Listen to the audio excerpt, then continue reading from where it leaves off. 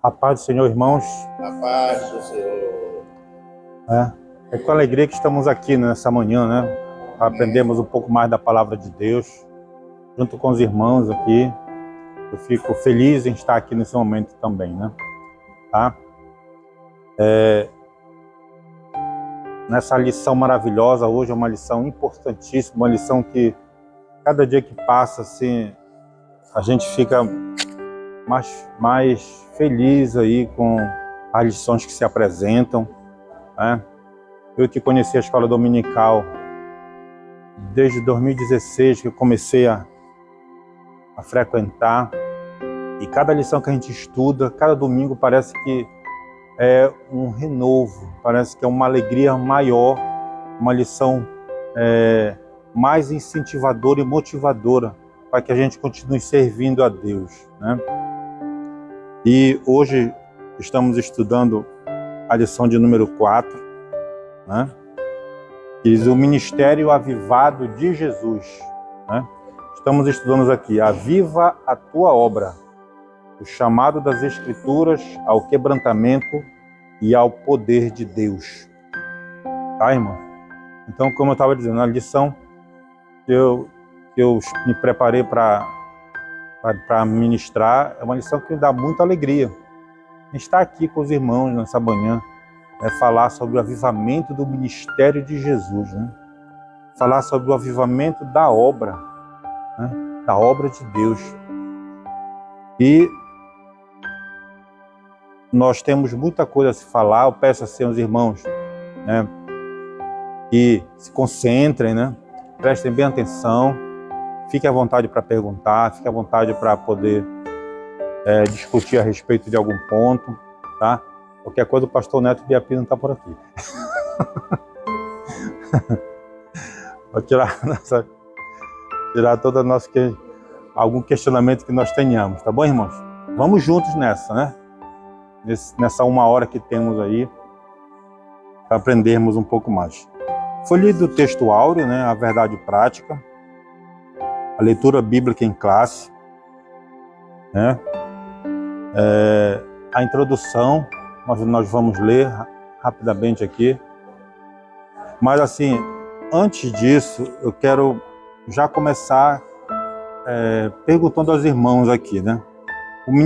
Sobre o título, o tema, o ministério avivado de Jesus. Alguém poderia pensar aí, né? Ministério avivado de Jesus, né? Jesus precisava ter um ministério avivado? O que os irmãos podem dizer? O que os irmãos podem falar a respeito disso? Alguém pode falar? Como Jesus precisava ter ministério avivado? Jesus é Deus, não é isso? Ele precisava ter o ministério avivado?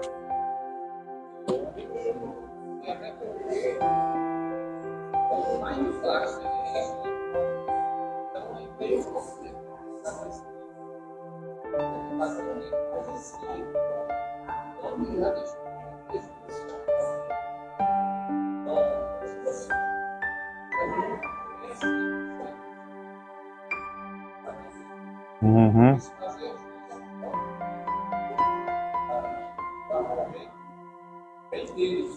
É ele, né? É ele. É ele. Assim, a lição, irmãos, a gente tem que ler o tema, observar o que está sendo falado e ficar refletindo na nossa vida, refletindo o que nós podemos aprender em relação a isso, o que nós podemos aprender em relação a Jesus, não é verdade? Né? Aí, quando foi falado o tema aqui, para mim, quando eu vi Ministério Avivado de Jesus, mas Jesus já é, né? Por que tem esse tema? Como o pastor falou ali, né? Ele é avivamento. Eu quero trazer aqui João capítulo 1, que diz assim, João capítulo 1, Evangelho segundo escreveu João. No princípio era o Verbo, e o Verbo estava com Deus, e o Verbo era Deus, né? Ele estava no princípio com Deus.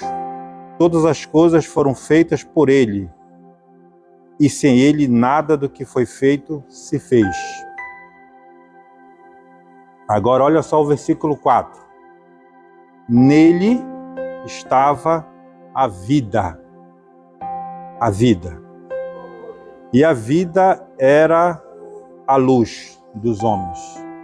Então está dizendo que Jesus se fez carne, habitou entre nós, não é isso que está sendo dito aqui? E disse que ele é a vida. Está dizendo bem claro aqui. Nele estava a vida. Certo, irmãos? Nele estava a vida. Então Jesus é vida. Por que precisa avivamento? Não é isso? Vamos lá, continuando aqui. João 14, 6. Uma coisa que vocês conhecem muito bem aqui. E disse-lhe Jesus. Prestem bem atenção, tá, irmãos? Disse-lhe Jesus: eu sou o caminho, a verdade e a vida. Ninguém vem ao Pai senão por mim. Então em João 1 está dizendo que ele é a vida. Ele é verbo. Ele se encarnou, fez-se carne e habitou entre nós, não é verdade? Ele é a vida. E aqui ele declara, Jesus declara: eu sou o caminho, a verdade e a vida. E ninguém vem ao Pai senão por mim. Então, continuando a ideia aqui, né? Por quê? Né? Jesus é vida. Né? Jesus é vida. O avivamento. Meus irmãos, aqui, o próprio tema da lição já nos diz. Né? O ministério avivado de Jesus. Por quê? Porque ministério, o que é ministério? Alguém pode dizer? O que é ministério? Ministério é serviço. Serviço. Ministro é servo. Tá? Ministro é servo. Tá bom? Ministro é servo. Então, irmãos, você tem que ficar bem claro na nossa mente nesta lição, tá? Ministro é servo. Então, Jesus, na condição de servo, na condição de ministro, é o que nós vamos estudar. Porque ele é a vida. Então, na condição de servo, na condição de ministro. Vamos aqui em Filipenses, procurar aqui rapidamente.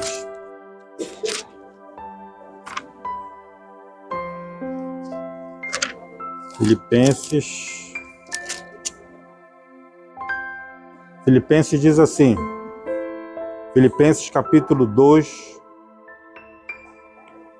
em diante, versículo 5. Versículo 6 diz assim: que sendo em forma de Deus, presta atenção, que sendo em forma de Deus, não teve por usurpação ser igual a Deus. Mas, olha aqui, esse detalhe aqui, olha. Mas esvaziou-se a si mesmo, tomando a forma de servo. Fazendo-se semelhante aos homens. Então Jesus, ele se esvaziou de si, ele se encarnou. No princípio era Deus, era verbo. Ele se encarnou, tá, irmãos? Ele se encarnou, ele colocou na sua condição humana, física, de poder ter fome, ter sede, ter necessidade de dormir, ter necessidade de comer, de beber, né? Então, como nós, alimentação física, de andar, né? Então, ele se fez servo. Está vendo aqui em Filipenses, olha aqui. Mas esvaziou-se a si mesmo, esvaziou-se como Deus, né? Tomando a forma de servo, fazendo-se semelhante aos homens. Semelhante aos homens. Então, esses 3 versículos que eu li, não foi? 3 versículos, eles justificam isso. Porque ele já é a vida. Ele já é o nosso modelo. Ele já é o nosso exemplo. é a vida, como o pastor Vicente falou, né? Então ali, na condição de ministro, na condição do ministério dele, do serviço dele, ele se esvaziou de si. Fazer dos atributos incomunicáveis. Exatamente, né?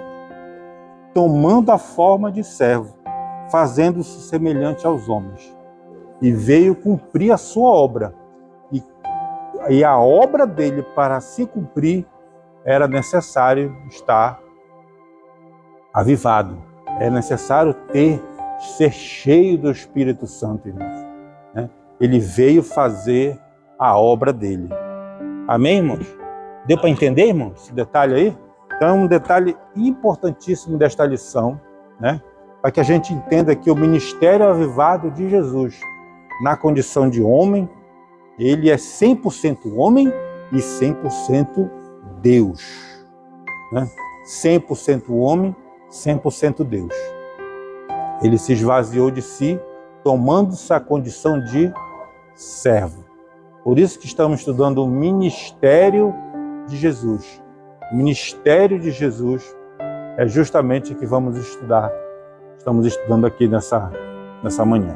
Tá, irmãos? Vamos lá, vamos seguindo aqui.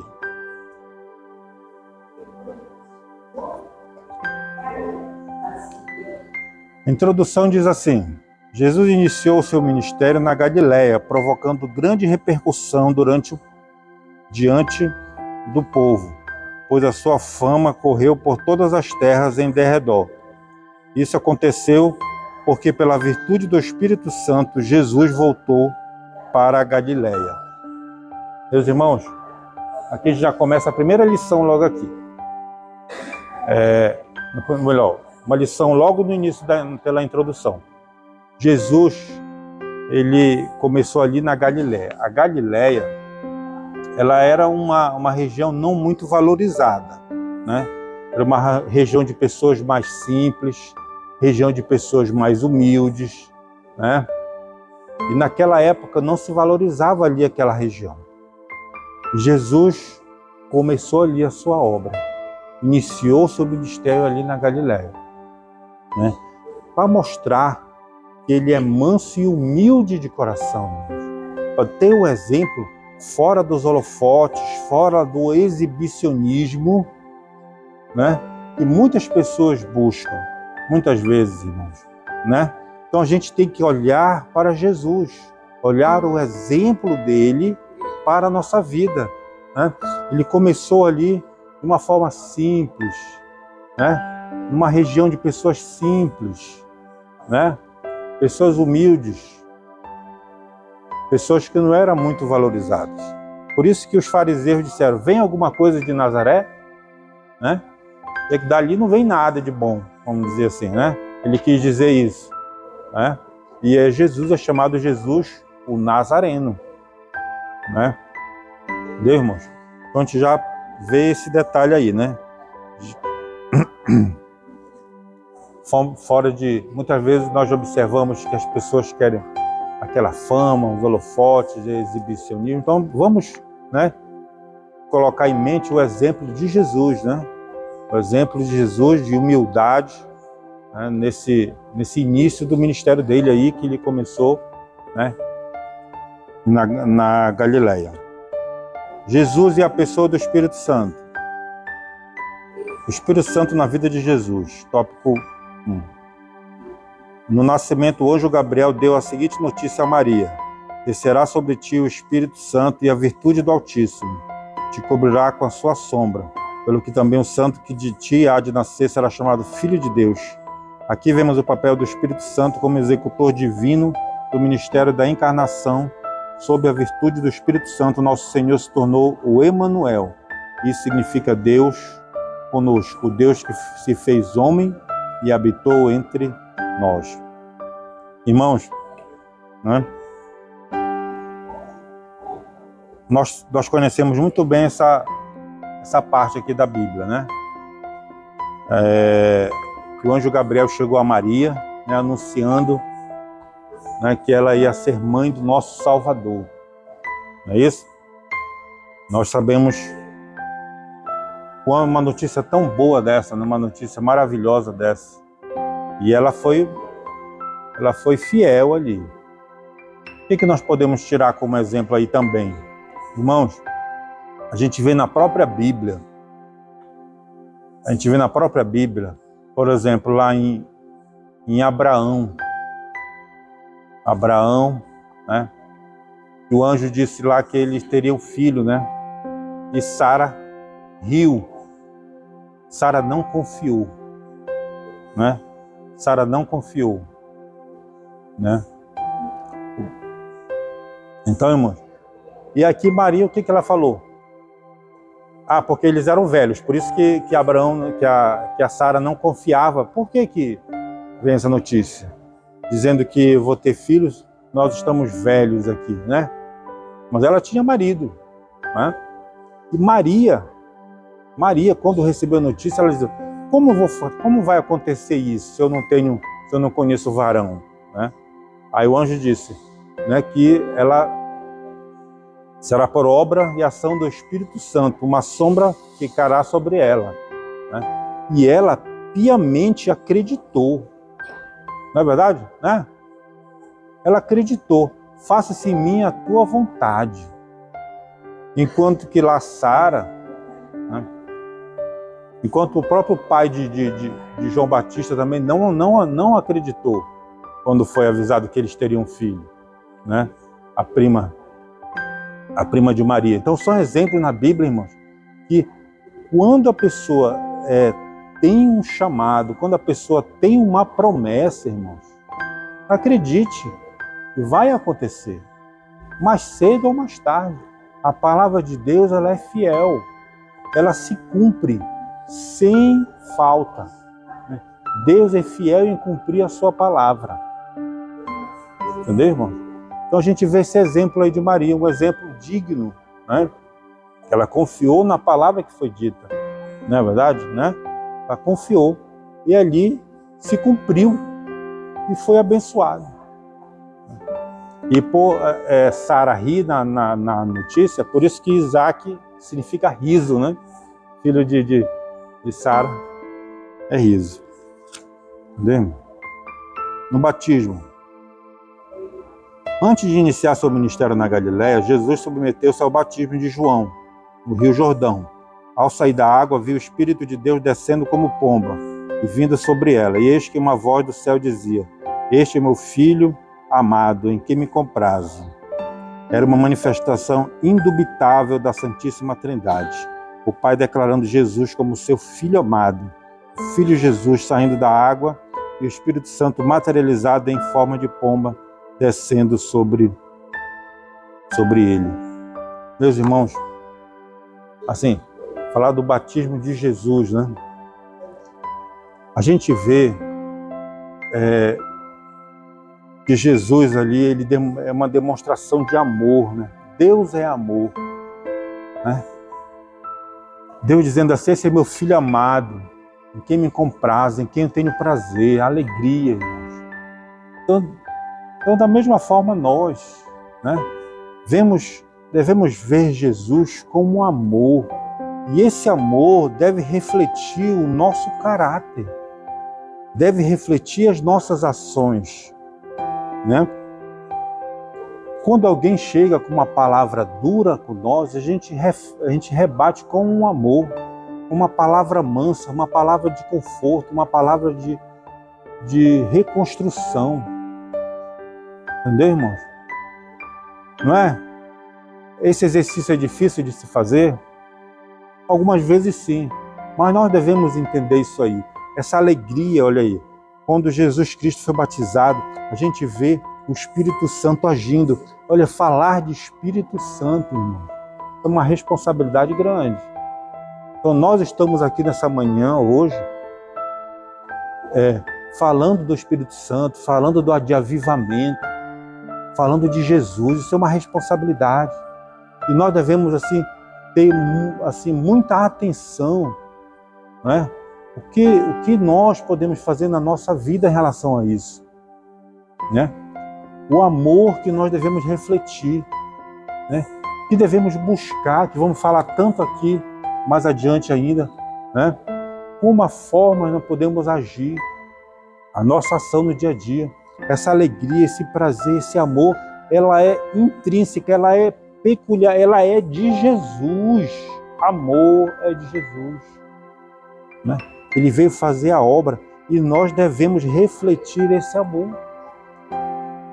Refletir esse amor. A gente vê irmãos falando palavras de ódio. Não, irmãos. É amor. Palavras boas, falar palavras de consolo, né? Que nós tenhamos que nós tenhamos como testemunhas. Testemunhas. O que é testemunha se não falar do que vê, falar da verdade que viu, não é? É isso, é testemunha. Testemunha do que Jesus fez na sua vida, Jesus faz na sua vida, né? A alegria que você tem, como Deus falou no batismo dele. Olha, esse meu filho amado aqui me compraz. Então, da mesma forma, nós devemos ter prazer, ter amor em Jesus. Da mesma forma. Como eu falei ainda há pouco ali, ele se esvaziou de si na condição de homem para se tornar semelhante aos homens. Então, isso aqui o que é? É para nos dar exemplo. É para nos dar exemplo, né? Ele se veio como carne, como uma pessoa humana que andava, que tinha suas limitações, que tinha fome, que tinha sede, que era necessário dormir, justamente para mostrar para nós, né, a sua condição, né, que ele veio ao mundo, que ele teve aflições, que ele teve dificuldade, mas ele venceu. Como nós devemos vencer? Né? Como nós devemos vencer? Então devemos ser firmes, positivos, otimistas e confiantes em Jesus, né? Para a nossa vida. Devemos refletir amor, alegria.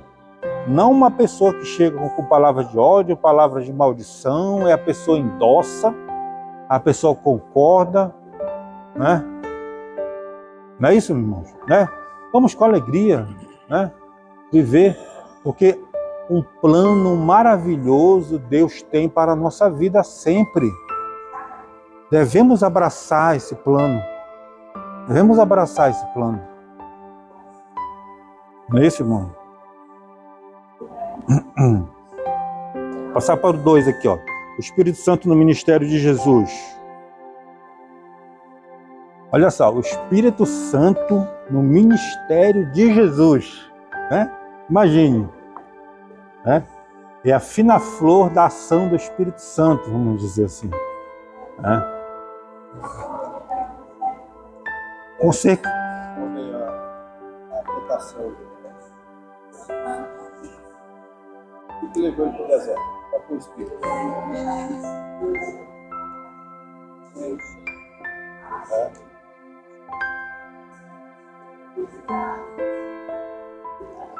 Esse foi o batismo, tentação, né?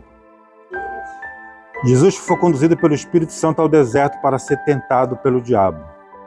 Ali experimentou o jejum de 40 dias e 40 noites, depois teve fome. Em todas as investidas satânicas, Jesus foi vencedor, usando a poderosa palavra de Deus. A cada ataque, nosso Senhor respondia. Está escrito.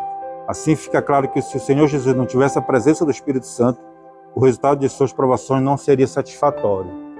E nós? Realmente eu pulei aqui, né? Eu não tinha nem visto. E nós? Vamos dizer aqui, olha, nós somos tentados diariamente, É Deus que tenta nós? Não, Deus não tenta ninguém. Quem tenta é o inimigo de nossas almas, é o nosso adversário, né?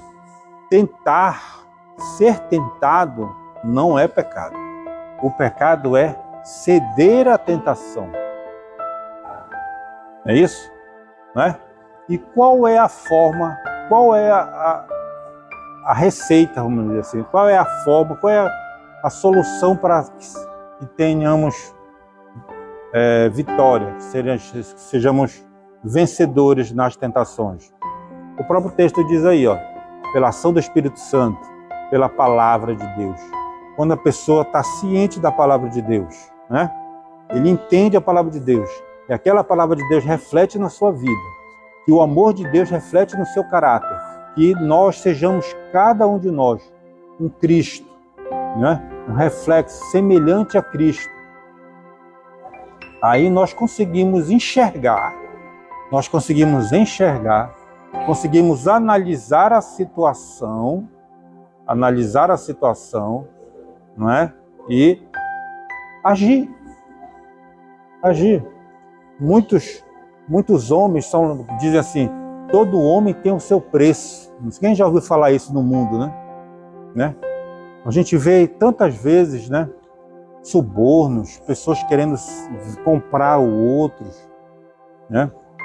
E nós, como servos de Deus, irmãos, devemos estar atentos a isso aí, né? Devemos analisar cada situação de acordo à luz da palavra de Deus, não é verdade? Né?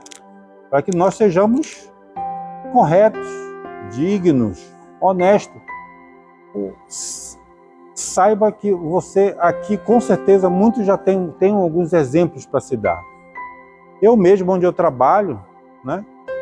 A mesa ali, vou contar a história, são 20 anos de... É tanta história que teria para contar, não é verdade?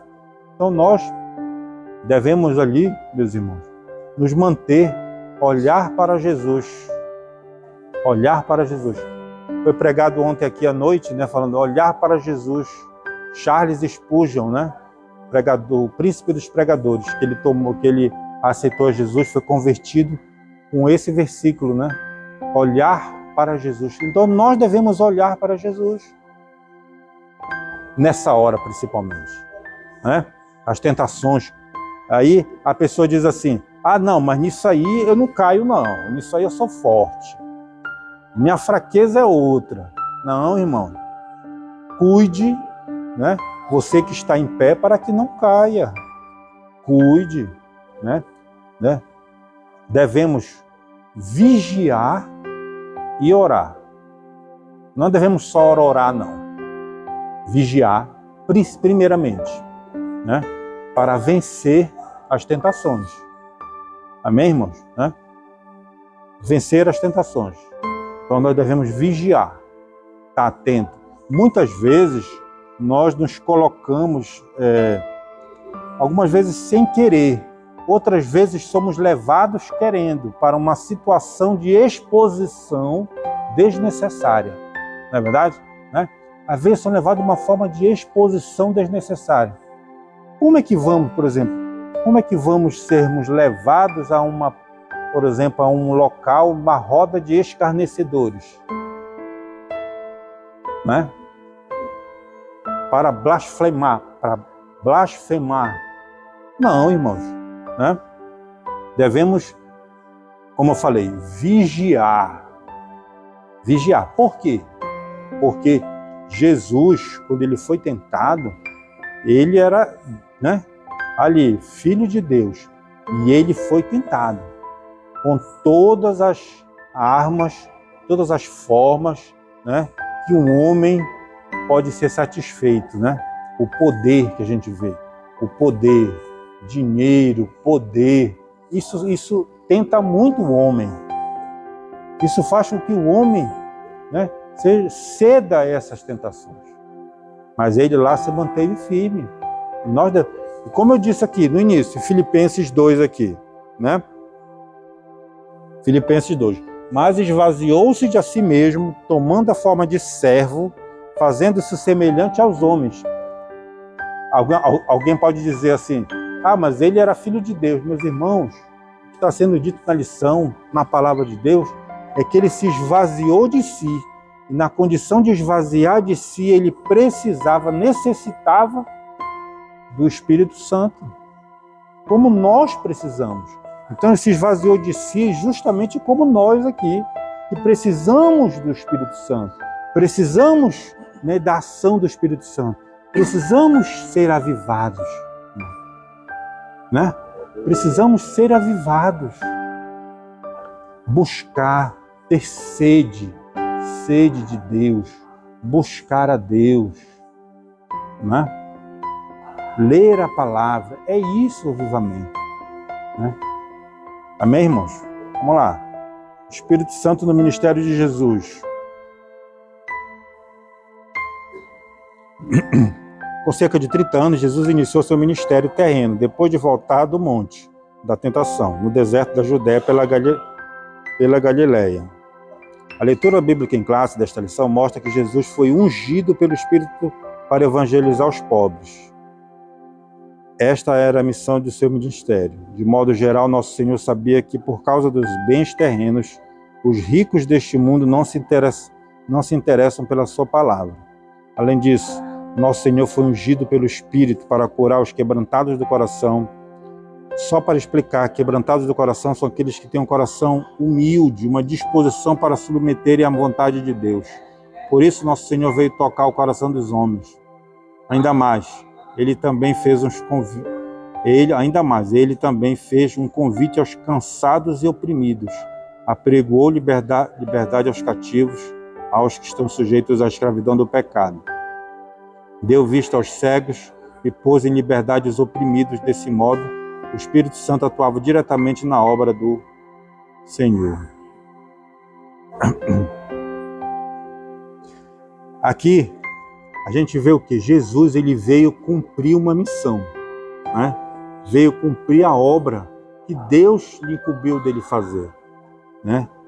Como foi dito aqui, liberdade aos cativos, né? Vista aos cegos, curar os quebrantados do coração. Fala aqui o que é quebrantado.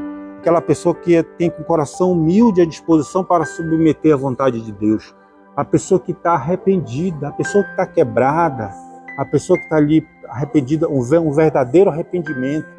Então isso aí é avivamento, irmãos, né? O verdadeiro arrependimento, aquela sede de Deus. O que está sendo dito aqui também, que muitos que os ricos, por se acharem bastardos, achavam que não precisavam de algo. Não precisa de mais nada, já tenho tudo, né? E aí o coração duro, né? Coração duro. Nós lemos em 2 lições anteriores aqui que uma condição para avivamento justamente era uma crise, uma situação, né? Um perrengue, né? Vamos dizer assim, que a pessoa busca a Deus. Nós devemos buscar a Deus, irmãos, a todo momento. Vamos falar de oração aqui, né? Devemos buscar a Deus a todo momento. Jesus diz: orai sempre sem cessar, né? Ou seja, já vou ler já mais adiante aqui para não adiantar. Então, irmãos, a gente vê aqui o ministério de Jesus, né? Ele sendo, né, conduzido, né, as ações pelo Espírito Santo, o poder do Espírito Santo, irmãos, o poder do Espírito Santo conduzindo as suas ações, igual nós aqui,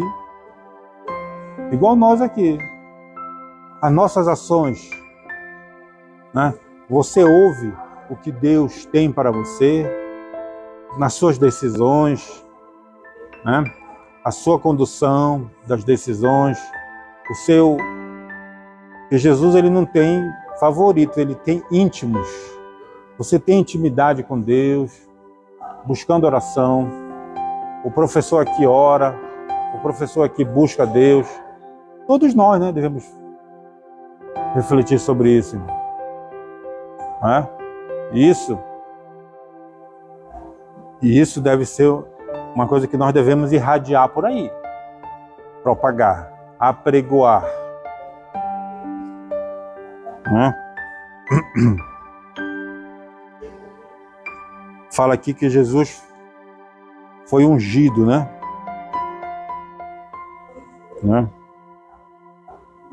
Então Jesus, ele tinha a plenitude do Espírito Santo na sua vida. E devemos tomar como este exemplo, nesta manhã, aqui aonde nós estamos.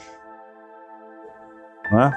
Jesus Cristo disse que nós podemos fazer as obras que ele fazia.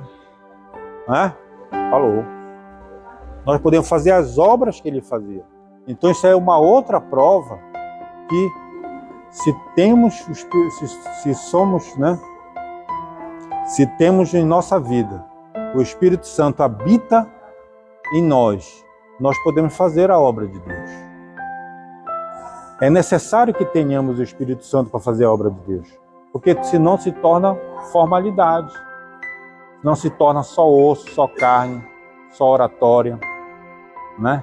Se torna só liturgia, se torna repetição. Mas o que vai fazer a obra, o obreiro em si, e também, claramente, o crente em si, ele necessita, é imprescindível.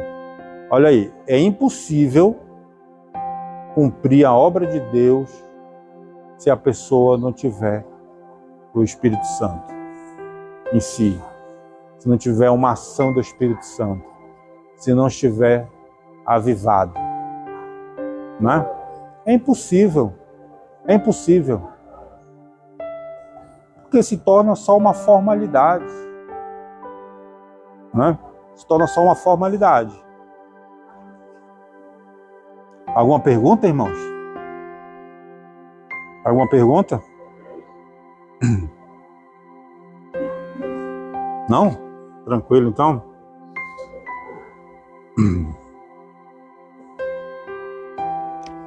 E como está sendo dito aqui nas lições anteriores também, não há avivamento sem ter o conhecimento da palavra de Deus. A palavra de Deus. Jesus e a oração em seu ministério. A oração do Pai Nosso aparece em duas versões nos Evangelhos. A primeira em Mateus 6, 9 a 13. A segunda em Lucas 11, 20, Lucas 11, de 2 a 4. Em Mateus, ela se encontra no contexto do Sermão do Monte. Ali a oração do Pai Nosso não cumpre mera orientação litúrgica, mas revela o coroamento de um estilo de vida sem hipocrisia e exibicionismo religioso. Meus irmãos, a oração do Pai Nosso, ela é uma oração que diz assim, né, que nós devemos perdoar, né? Que sejamos perdoados e que nós devemos perdoar. Falar um pouco sobre perdão, né? Então a gente deve exercitar o perdão. Jesus foi perguntado quantas vezes nós devemos perdoar.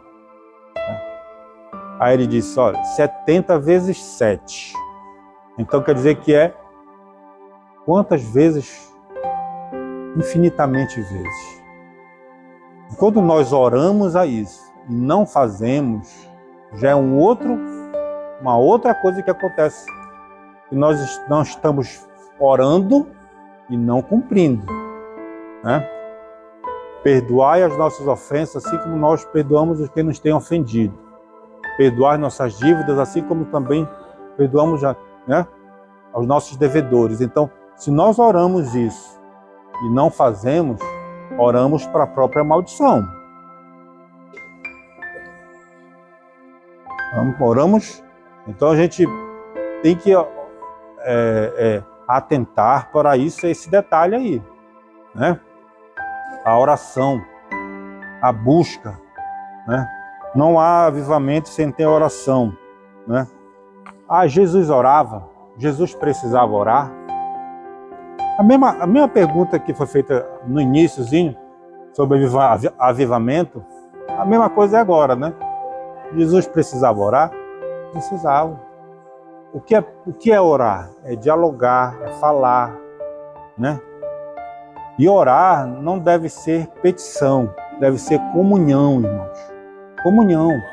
Orar antes de algo que você for fazer é necessário. Orar antes que você for fazer algo é dependência. É dependência de Deus.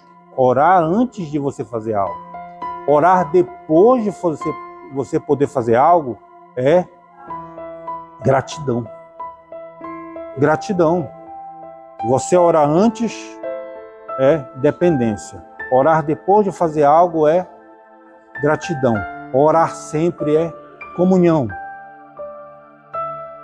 Orar sempre é comunhão. Então essa comunhão, essa de poder ter esse diálogo com Deus, de poder buscar a Deus, de poder ter essa intimidade com Deus, ela vem na oração. É importantíssimo que nós tenhamos essa ação diária. Não é? Vamos orar? Vamos orar? Né? Vamos marcar um grupo de oração? Quanto você ora por dia? Quanto tempo? 5 minutos, 1 hora, 2 horas? Assim, eu particularmente tenho a sensação, sim. Quanto mais eu oro, mais eu tenho a sensação que é pouco ainda para... Não sei se acontece isso com vocês. Assim, a gente ora, eu oro, aí eu oro ali, vamos dizer assim, meia hora. Aí eu falo uma sensação, tá pouco ainda. Aí acontece de 1 hora, tá pouco. 5 minutos, tá pouco. Tem a sensação de que sempre tá pouco, né? E eu mesmo, assim, eu tento fazer esse exercício de orar fazendo no dia a dia as coisas, porque não diz orar sempre, né? Orar sempre sem cessar. O que é que eu também tento exercitar esse aí.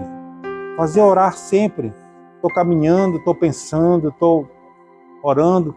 Ter essa dependência, ter essa comunhão, ter essa gratidão com Deus, né? É necessário na nossa vida, né? Então, pois é, oração é poder, oração é chave da vitória. Oração é chave da vitória. Oração é comunhão, é dependência, é gratidão. Né? Então, que nós busquemos essa oração. Vamos ver aqui, vamos mudar um pouco o protocolo. Alguém pode dizer assim, quanto tempo ora por dia aí? Mais de 5 minutos, eu oro meia hora, eu oro 15 minutos. Tem dia que eu esqueci de orar. Acontece, vamos dizer assim, né? Tem dia que não deu, tem dia que eu estava assim, né? Iglesivan, tu ora, Iglesivan? Né? Então a gente deve orar, irmão Edson, né? Ou devemos orar.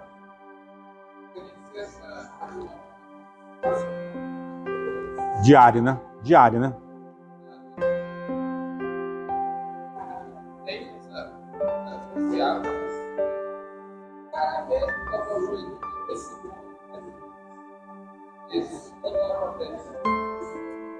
Também tem essa oração.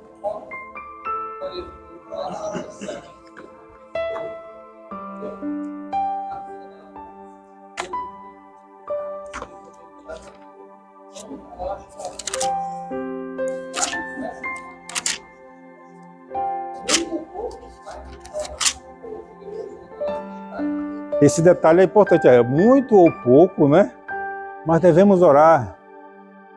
Olha, quem sabe você foi chamado esta manhã aqui para poder ter um diário, devocional diário para orar regularmente.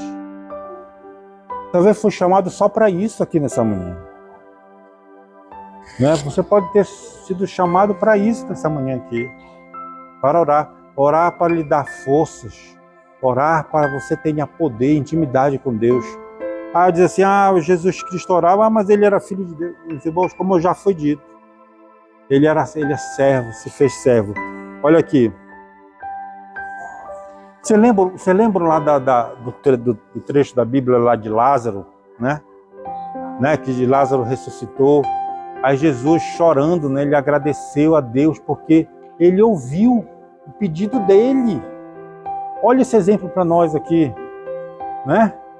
Ele agradeceu a Deus, Senhor, obrigado, que o Senhor me atendeu, o Senhor me ouviu, no meio dessa multidão toda aqui, na frente desse povo, porque sabia que fazer, para eles saberem que o Senhor me mandou para fazer a obra aqui. Então ele estava orando, Jesus estava pedindo para Deus naquele momento, irmãos. Então devemos fazer isso também, né? Lá no Getsemane, que eu separei aqui, Jesus orando aqui, ó. E indo um pouco mais adiante, né, Mateus 26, 39. Indo um pouco mais adiante, prostrou-se sobre o seu rosto, orando e dizendo: meu Pai, se é possível, passe de mim este cálice. Todavia não seja como eu quero, mas como tu queres.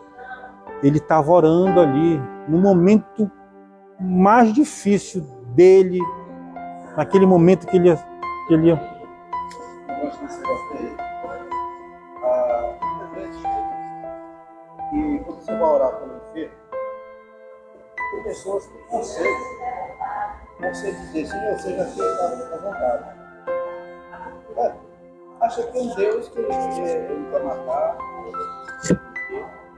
Aí a pessoa ali, se a pessoa ouvindo, orando, dizer assim, Senhor, faça a tua vontade. Quando a pessoa estivesse orando para a pessoa não ter saúde, dali morrer. Não, a vontade de Deus, tanto ela faz para curar, como para viver. Toda oração não é necessário ser a vontade dele.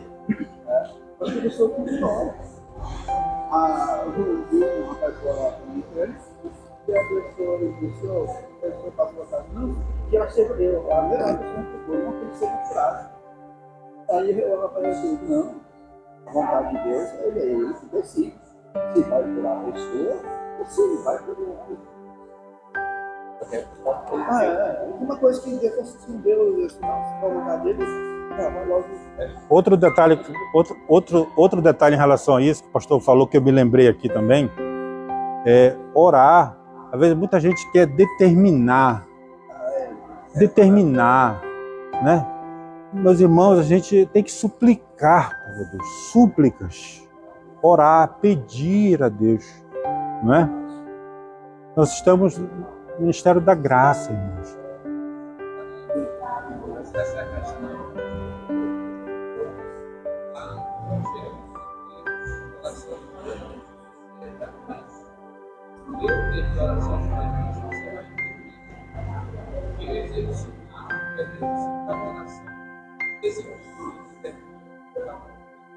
Na verdade, é o que Deus fala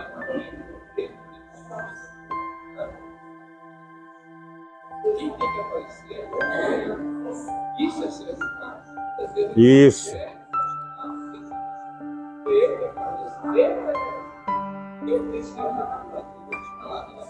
Porque filho não é isso. Isso não é avivamento. Avivamento é reconhecer Deus Jesus. Olha a relação com Cristo. Porque o próprio Cristo, sendo Deus, já disse ao que é necessário. Então, se você for fazer o que ele era Deus. Então, é muito importante nós entender quem é que Deus. Ele é Deus. Ele é o corpo de algum. Ninguém quer saber se está com a tua mesa de viagem, a gente aprender com essa ideia de ser avivado, só chegar no grupo de vontade, ela às vezes acontece, mas nem sempre a tua mente está com Exatamente. Vamos imaginar assim, o pastor Neto falou. Muitas vezes um filho está doente. Jesus quer levar ele, Deus quer levar ele e o crente fica orando para ele sarar, para ele curar. Enquanto o crente não investe a oração, seja feita a vontade do Senhor, Deus quer levar ele e o crente está querendo dar a vida para ele. Quando você passa a orar pedindo para você ter a vontade dele, Deus leva o sofrimento da pessoa, né? O tentação da vida. Só esperando que faça a vontade. Exatamente. Muitas vezes você está de determinação, como o pastor falou ali também, né? Que é um exibicionismo isso aí. É exibir, né? E isso aí, o que é? É o ego do homem, né? O ego do homem. Nós temos essa natureza. Todos nós temos essa natureza. Devemos tolhi-la, né? Devemos agir com o Espírito Santo, reconhecer a grandeza de Deus, reconhecer que somos fracos, que precisamos de Deus, que temos a dependência de Deus na nossa vida. Quem deve aparecer é Deus, não o homem, né? Quem deve aparecer é Deus. Daqui a pouco vai ser adorar o pregador, daqui a pouco vai adorar, né, o cantor. E isso faz parte da nossa natureza, né? Devemos olhar para Cristo e olhar a sua humildade. Deve ser como uma forma do nosso caráter, né? Diga. Quando a Bíblia declara, quando você ligar aqui na terra, ligar com o seu pai. Não, ele Não falou para Pedro, Está determinando. Está errado? Não, acho que não é uma determinação, vamos dizer assim. Ele ligou, eu te abençoo, que Jesus te abençoe. Ele está ligando. Não está ligando? Né? O senhor falou agora, você quer determinar, mas a Bíblia te manda você ligar, que não será ligado no céu. Está errado. Por exemplo, que Deus te abençoe. Ele está ligando. Ou não? Porque ele fala, Deus te abençoe. Ele está ligando, não está? Então, não é uma imposição de Deus. É uma imposição do homem. Né? Ele está ligando. Não é?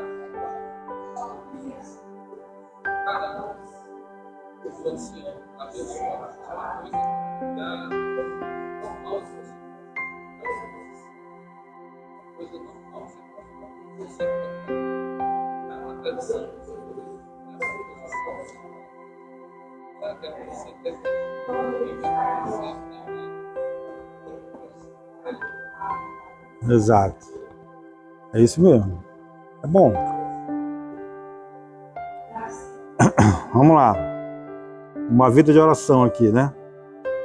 Então, continuando aqui numa vida de oração, nos evangelhos podemos perceber várias ocasiões de oração no ministério de Jesus. Ele orou para escolher seus discípulos, fez uma oração de gratidão por Deus para se revelar aos humildes, por ocasião do envio dos 70 discípulos.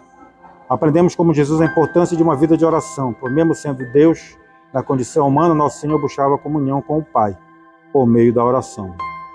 Né?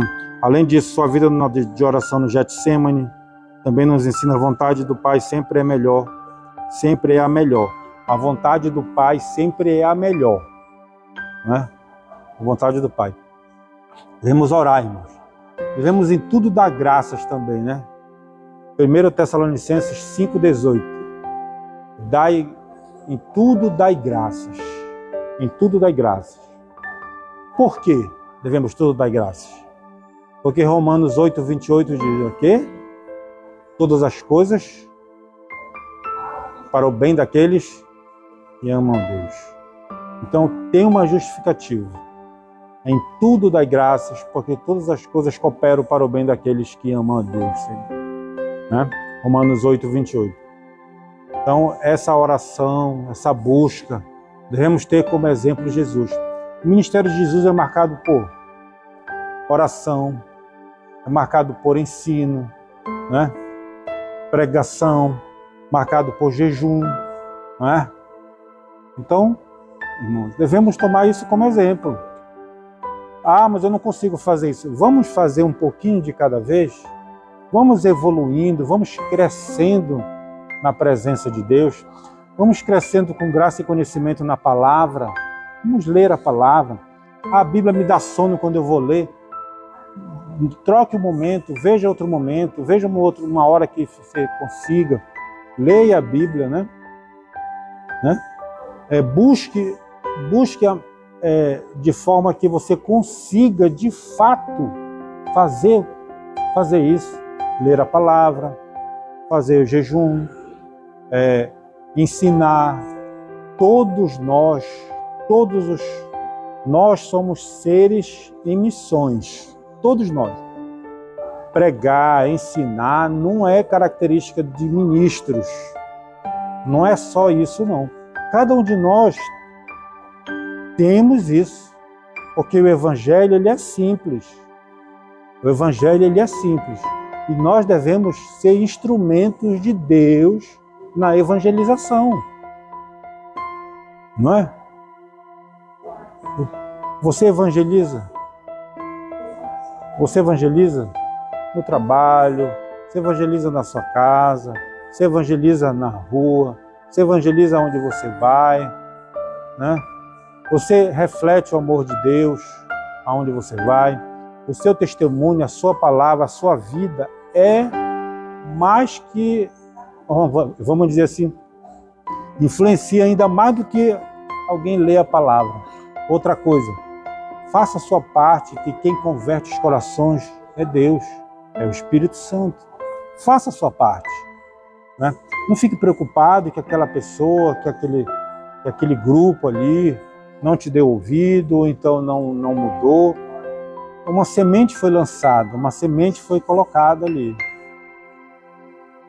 Repetindo, evangelizar, ensinar, pregar a palavra, não é característica só de pregadores, ministros, não. Todos nós devemos fazer isso. Todos nós devemos ter essa atitude. Uma vida da unção do Espírito. Essa questão que o senhor falou aí agora, esses dias eu tive uma experiência, eu às 3 horas da manhã. A minha leitura que eu estava fazendo é Provérbio, que é a minha outra Bíblia, Provérbio, aí vai para Mateus a Salmos. Provérbio, Salmo e Mateus. A última leitura foi por Salmo, eu acho que é o maior, 119. Mas aquela leitura me fez, estava para a excedência de Deus. Eu sou sonolento para ler a Bíblia às 3 horas da manhã, mas quanto mais eu li aquele salmo ali, são 7 páginas viradas, 119. Uma folha, 2 folhas, significa 4 páginas, né?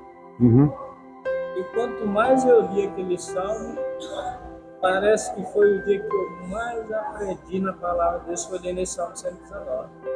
O último dia da minha leitura, às 3 horas da manhã. Então, assim, eu estou falando que você falou que lá foi uma experiência tão grande para mim. Se a pessoa duvidar do que eu estou falando, é só pegar às 3 horas da manhã, não sei que hora, ele costuma ler e ler aquele salmo 119. Muito bom. Foi uma experiência. É um bom testemunho isso aqui, né? Grande. Né? Bom testemunho para a nossa vida. Muito bom. Isso aí é avivamento, né? Leitura da palavra, sentir a presença do Espírito Santo, né? Agindo, você abrindo a sua mente para na leitura da palavra. Você lê, muitas vezes assim, a gente lia assim, não entendia nada. Não entendia nada. E aí a gente vai se aproximando, vai se familiarizando. A gente consegue entender, a mente vai abrindo, aquela sensação vai aparecendo, você vai crescendo naquilo. É maravilhoso, irmãos. Maravilhoso, irmãos. Eu falei com ela, eu acho que foi o dia que eu aprendi a ler a Bíblia. Pois é, né? Olha aí.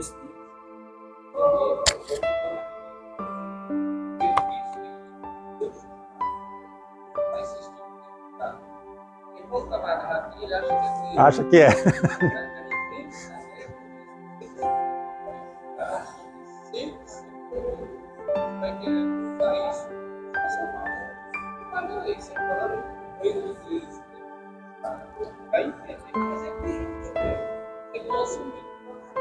É a tentação no deserto, né? A pessoa vai vendo que tem habilidade, que tem talento ali, vamos dizer assim, né, mulher? Os dons.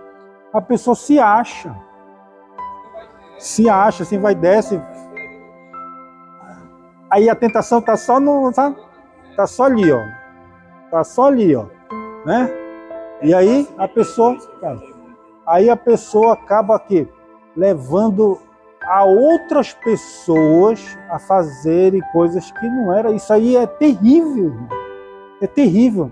E essas pessoas vão ser julgadas por isso, né? Essas pessoas têm uma responsabilidade maior. Não é isso? Uma responsabilidade maior. Vamos lá, vamos lá. A unção do Espírito Santo no obreiro, na vida do obreiro.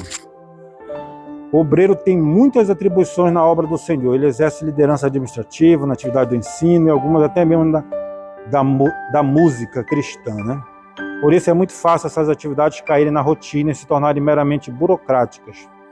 Mas o obreiro ungido sabe que o Espírito Santo renova as suas forças, não permite que veja a obra do Senhor com mero olhar humano e de maneira graciosa vê a confirmação do seu ministério quando o Senhor salva vidas por meio de uma pregação ungida.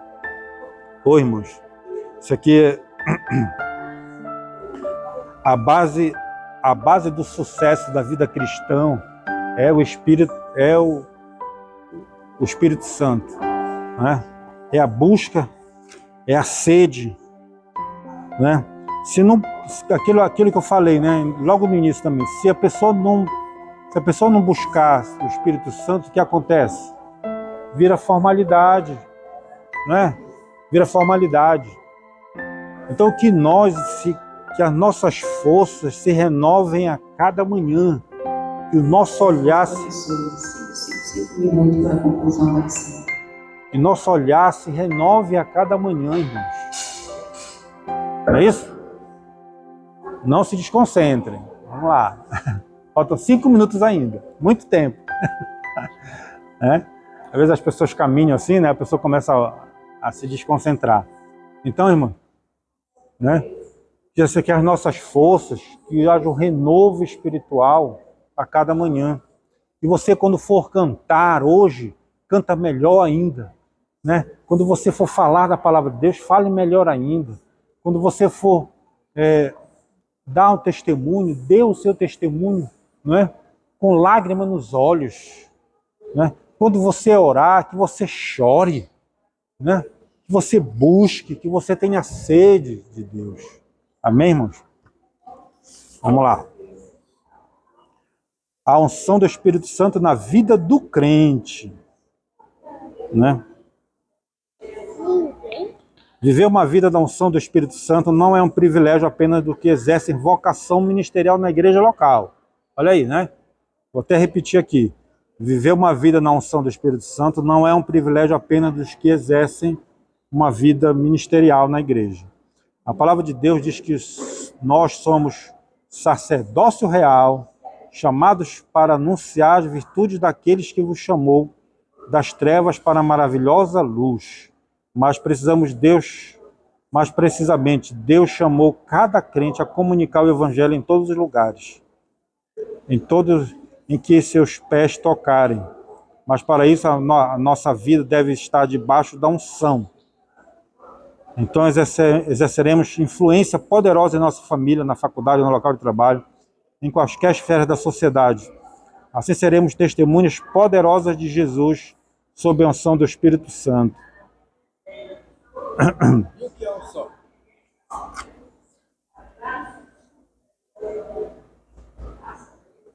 O que é unção? Posso responder ou você responde?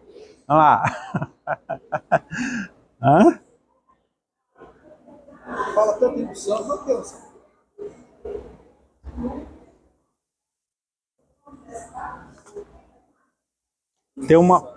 Tem uma palavra que diz assim, Cristo, Messias, Jesus, né?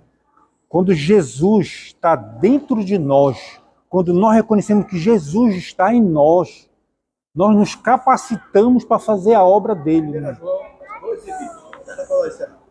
1 João 2:20. Mas vós tendes a unção do Santo e sabeis todas as coisas.